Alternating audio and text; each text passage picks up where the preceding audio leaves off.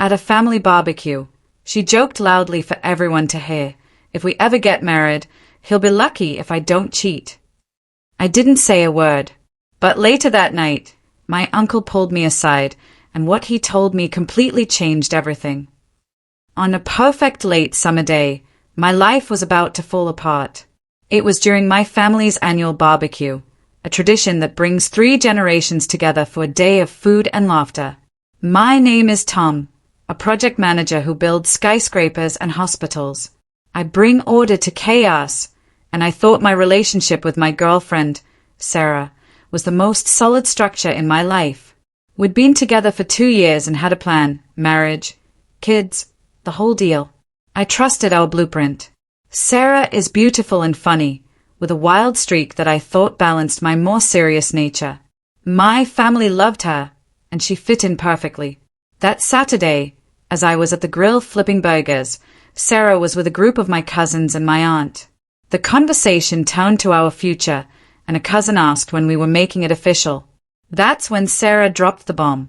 She let out a loud, theatrical laugh that made everyone turn. "Oh God, I don't know," she said, her voice carrying across the deck. "If we ever get married, he'll be lucky if I don't cheat." The laughter on the deck died. I froze, spatula in hand, staring at the burgers. She tried to play it off as a joke, but the damage was done. The mood was broken. I stayed quiet, not looking at her, just pretending everything was fine. Inside, a storm was raging. It wasn't just the disrespect, it was the public nature of it. She had announced to my entire family that our relationship was a joke to her.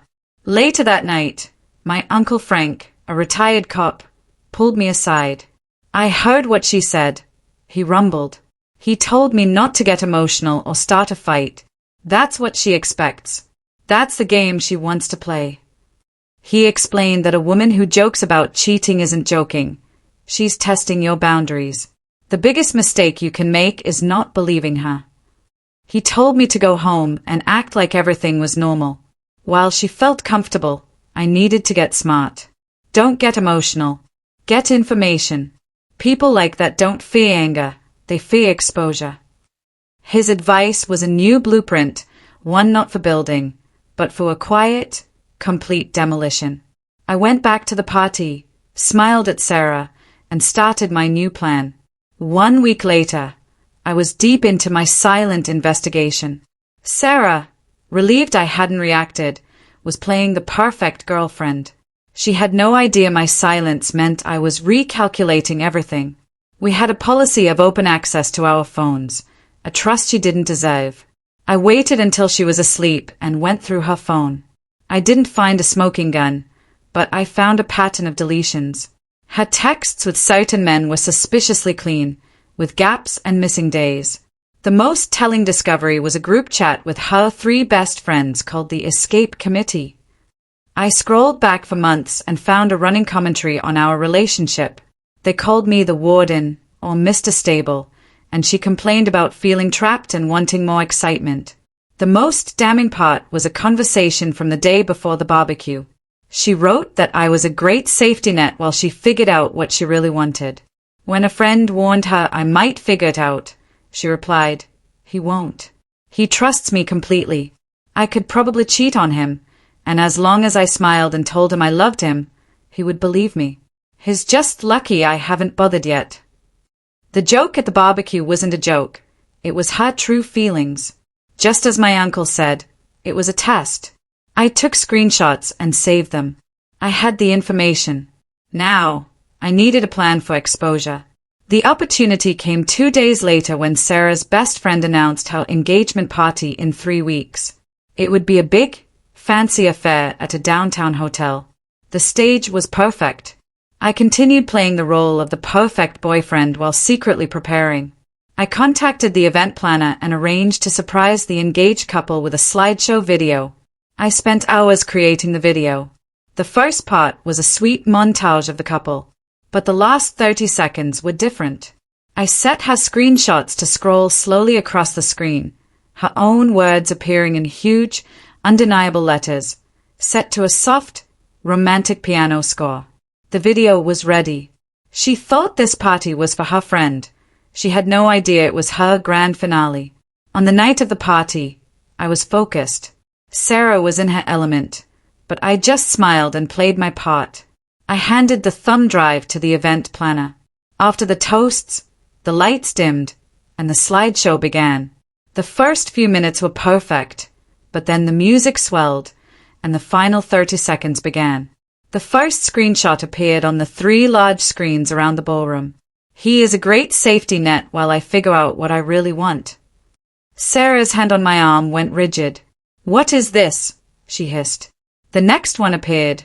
"He trusts me completely." A low murmur spread through the room. Then, the final screenshot appeared, her words filling the screens. "He is just lucky I have not bothered to cheat yet." The room went completely silent.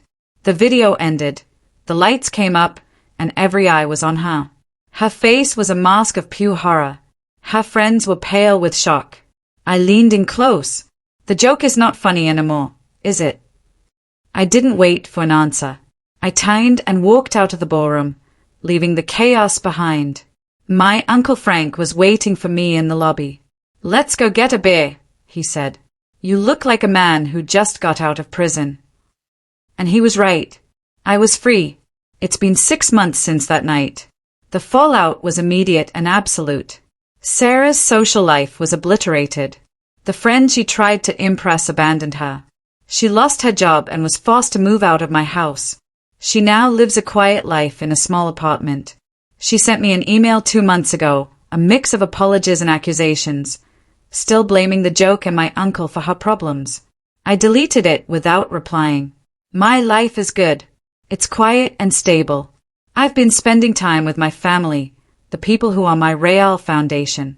My uncle and I go fishing every other weekend. He just claps me on the back and says, "You did good, kid."